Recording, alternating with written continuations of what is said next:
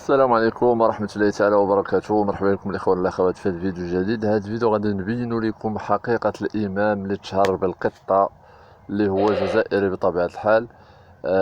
هذا الإمام هذا اللي خرج بواحد الفيديو هو عبارة عن خطبة على الناس، وبدا كيقول لهم بأن المرارقة مقهورين أن كذا أن هذه. تنتو شوفوا الفيديو اشنو كيقول من بعد الرجوع.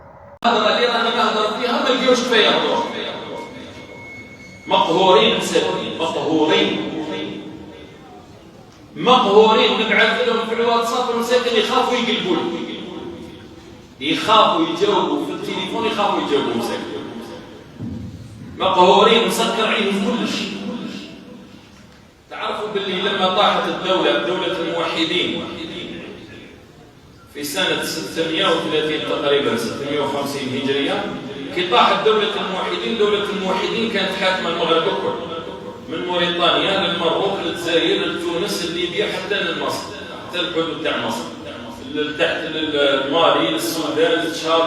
هذه كل دولة الموحدين، دولة عظيمة جدا معروفة، دولة سمعوا بها دولة الموحدين. عاصمتها كانت مراكش. لما طاحت دولة الموحدين في 650 قاموا 3 دول في المغرب. في المغرب قاموا 3 دول. قامت دولة المارينيين في المروك. دولة المارينيين، جماعة تاع التاريخ يعرفوا. دولة المارينيين قامت في المروك. دولة المارينيين تاع المروك، نبغي المعلومة باغيكم مليح تسمعوها. دولة المارينيين هذه تاع المروك هذه طاحت في 867، يعني عاشت 2 قرون و20 سنة. على بالكم السبب تاع الطيحان تاعها كيفاش كان؟ الطيحان تاعها كيفاش كانت؟ السبب تاعها أنهم أدخلوا معهم في الحكم يهود وحكموهم على بعض المدن المغربية، الرباط وبعض المدن المغربية حكموا اليهود، أعطوا لهم تسيير تلك المدن. نحكي لكم هذا منقول من كتب مغربية، هذا منقول من كتب مغربية مثل كتاب الاستقصاء في أخبار دول المغرب الأقصى تاع الشيخ أبو ناصر أو الشيخ الناصري. قال لك لما اليهود دخلوا مع المارينيين في الحكم بدأوا يفسدون وكانوا هم سبب سقوط الدولة المارينية في المغرب،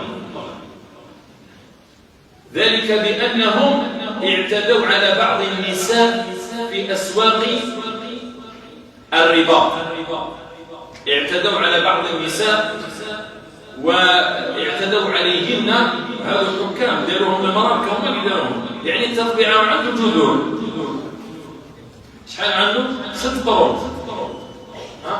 يعني التطبيع في الدم 6 قرون، نحكي 6 قرون الله. فكان هؤلاء اليهود سبب سقوط الدولة المارينية، وإن شاء الله هذا التطبيع سبب سقوط الدولة التطبيعية.